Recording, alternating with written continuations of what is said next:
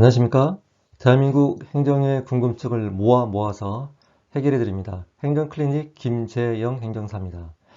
이번 영상에서는 어떻게 하면 세무적으로 안전하게 자기 주식을 활용할 것인가에 대해서 수많은 대표님들과 실무진들이 가장 궁금해하는 질문과 답변 위주로 알아보는 시간을 갖도록 하겠습니다.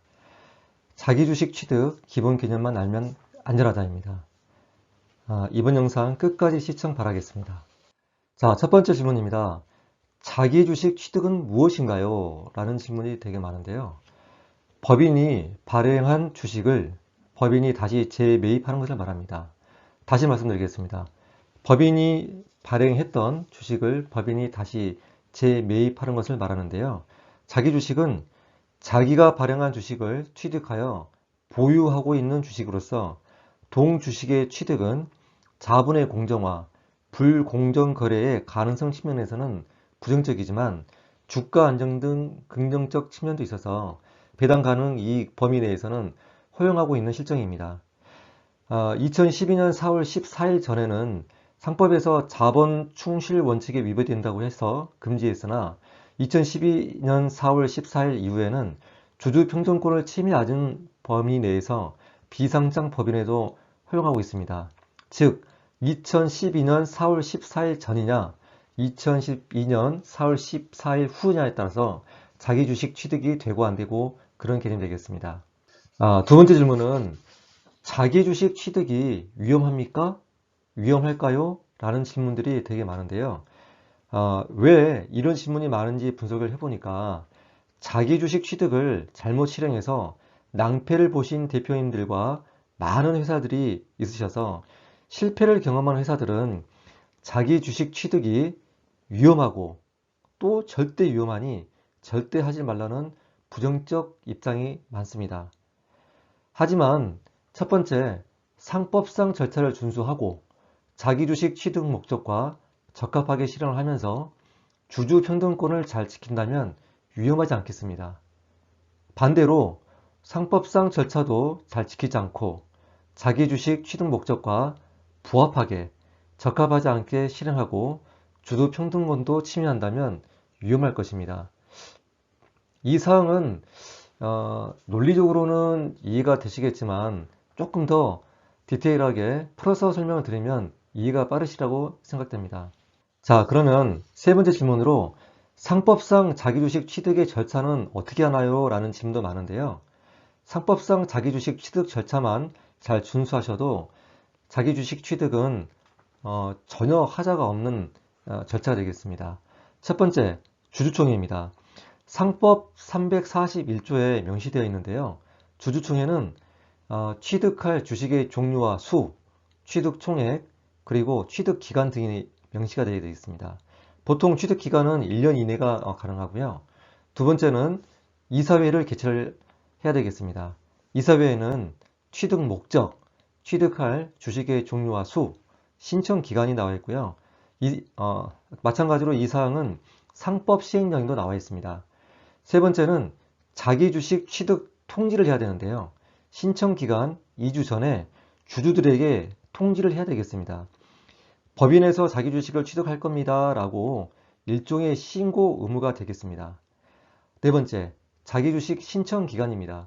자기 주식은 20일 이상 60일 이내에 신청을 해야 되는데요. 이 사항은 상법에 명시가 되어 있고 자기 주식을 신청하실 분은 신청하세요 라는 기간이 되겠습니다. 다섯 번째, 자기 주식 신청은 주주에게 하는 겁니다. 자, 자기 주식을 신청하실 분은 하시고 안 하고 싶으신 분은 안 하셔도 된다. 상법에서는 기회의 균등만 주면 되고 평가를 제대로 했다면 주주의 평등권을 침해하지 않게 되는 겁니다. 여섯 번째, 양도계약 체결입니다.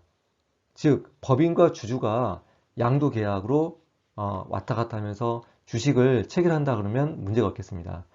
일곱 번째, 마지막으로 자기 주식 취득의 대금의 지급은 법인입니다.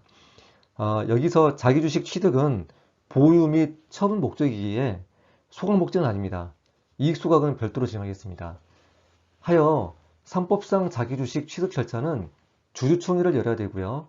이사회를 개최를 하면서 자기 주식 취득을 하겠습니다라는 식으로 통지를 해야 되고요.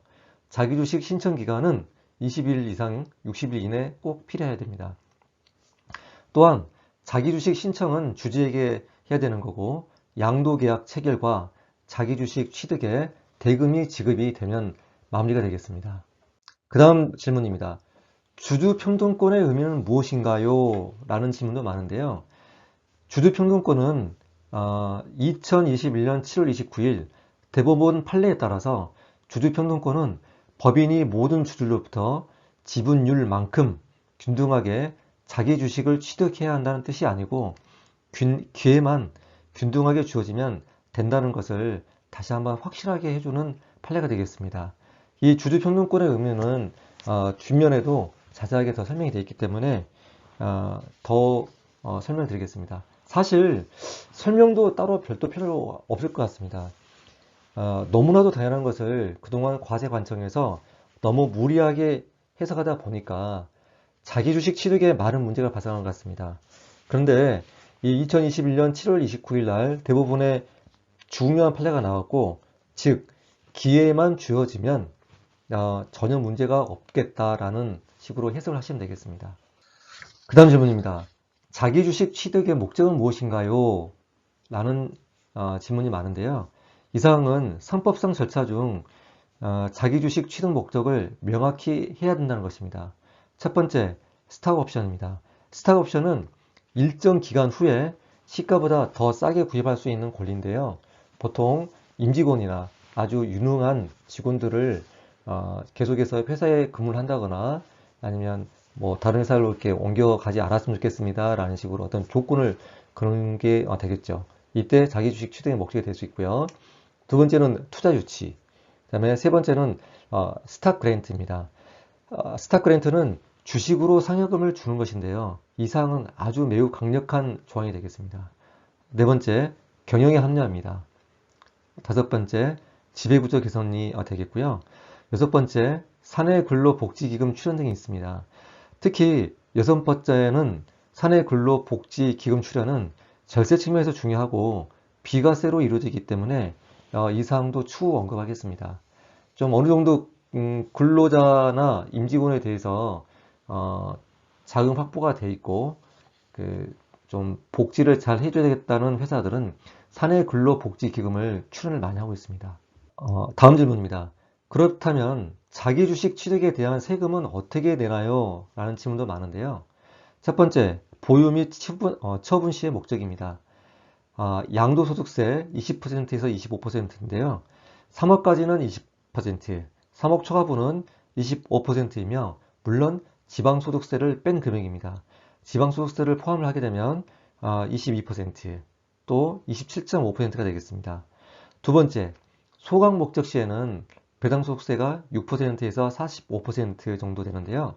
배당소득세는 종합소득세의 한 부분이기 때문에 당연히 6%에서 45%의 구간이 되겠고, 2천만 원까지는 15.4%가 되고요.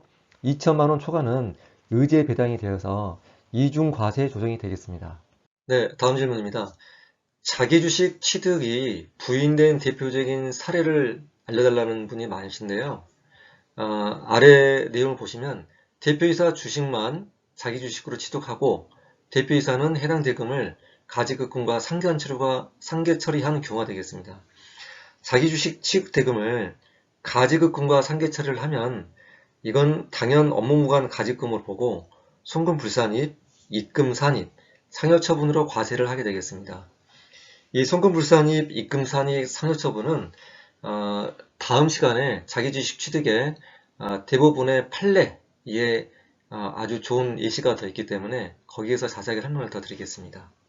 지금까지 자기 주식 취득이 무엇이고 또한 자기 주식 취득이 위험한지 위험하지 않게 하려면 상법상 절차를 지켜야 하는데 상법상 자기 주식 취득 절차를 알아보았고요.